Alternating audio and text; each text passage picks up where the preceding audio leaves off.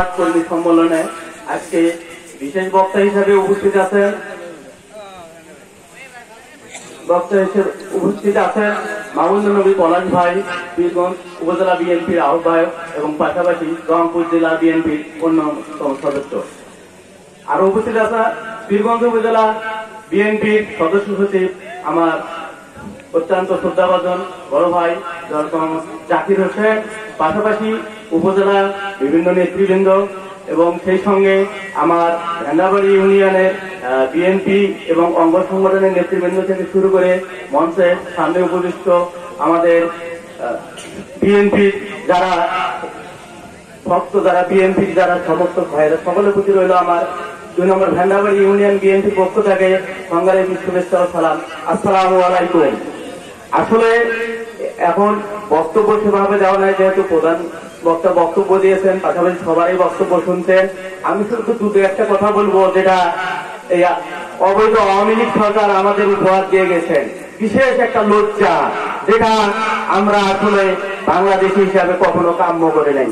তারা এই 15 বছরে দেশটাকে স্বৈরতান্ত্রিক ভাবে পরিচালনা করছে এবং এরকম নজির কোথাও স্থাপন করে নাই যে একটা দেশের 300 এমপি মন্ত্রী একবারে দেশ ছেড়ে পলায়ন করে আত্মগোপনে যায়। পাশাপাশি বিভিন্ন উপজেলা, জেলা, ইউনিয়ন পর্যায়ের চেয়ারম্যান থেকে শুরু করে যারাই মোটামুটি তারা তাদের প্রশাসনিক দায়িত্ব পালন করছেন, তারা গা ঢাকা দেয়। এটা আসলে লজ্জার বিষয়, কারণ এরা এত পরিমাণে দুর্নীতি করছে যে তারা অপরাধী, নিজেরা অপরাধী, এই কারণে তারা গা ঢাকা দিয়েছে।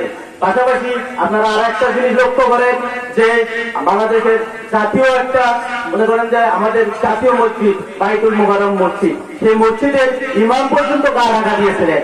কি দুর্নীতিরা এরা করেছে, দেশটাকে তারা কিভাবে পরিচালনা করছে।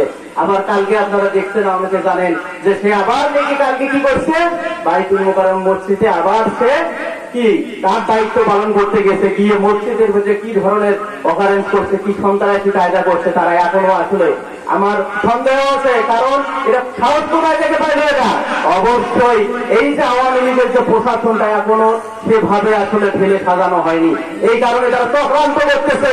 আবার তারা চিন্তা করতেছে এই দেশে একটা বিশৃঙ্খলা সৃষ্টি করার। পাশাপাশি এই যে কয়েকদিন আগে দেখছেন প্রধানমন্ত্রী, অবৈধ প্রধানমন্ত্রীর ফোনালাপ ঘুষ করে সে রেখে বাংলাদেশে ঢুকে পড়বে।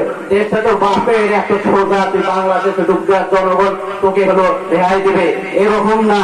বাংলাদেশটা একটা লুটি পড়ে খাওয়া দেশ, দেশটা এখন একটা বৈষম্যহীন দেশে পরিণত হবে, যে দেশটার জন্য এদেশের জনগণ, সাধারণ ছাত্র জনগণ জীবন দিয়েছে।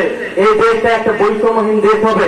আমাদের প্রিয় নেতা, দলের ভারপ্রাপ্ত চেয়ারম্যান তারেক জিয়া বলেছেন যে কোনো প্রতিশোধ, প্রতিহিংসা নয়, এই দেশটা আমরা গঠন করব সবাইকে নিয়ে শান্তিপূর্ণ ভাবে।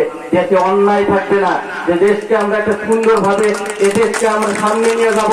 এবং এই দেশকে সামনে নিয়ে গেছে আমাদের অনেক দায়িত্ব আছে, আমাদের অনেক কাজ করতে হবে।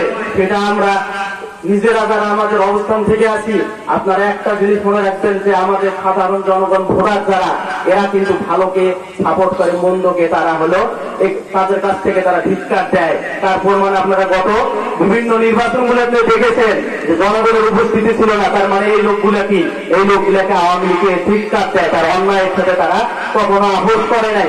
তাই আমরা যারা নেতা কর্মী, যারা আছি, সমর্থক আছি, ওই সমস্ত লোক যারা এখনো আমাদের সঙ্গে আছে, আশপাশে আছে, তারা হয়তো কখনো আওয়ামী লীগের তারা সমর্থন করছে, কিন্তু তারা আসলে মন থেকে তাদের সমর্থন করে নাই। তাদেরকে আমরা কাছে নেন, আমাদের জনগণ লাগবে, আমাদের ভোট লাগবে। তাদের সঙ্গে আপনারা বিরোধে যাবেন না, তাদের সঙ্গে বিরোধে যাবেন আপনারা। ওই সমস্ত নেতা কর্মী যারা আমাদের জুলুম নির্যাতন করছে, এলাকায় যারা সন্ত্রাসী করছে, তাদেরকে আপনারা প্রতিহত করবেন। কিন্তু পাশাপাশি যারা সাধারণ জনগণ সমর্থক, তাদের সঙ্গে আপনারা ভালো ব্যবহার করবেন, কারণ আমাদের ভোট লাগবে।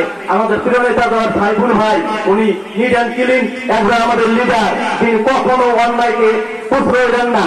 উনি অবশ্যই আমাদের একজন খুব ভালো মানের লিডার এবং আমার ভ্যান্ডাবাড়িকে উনি মন প্রাণ দিয়ে ভালোবাসে।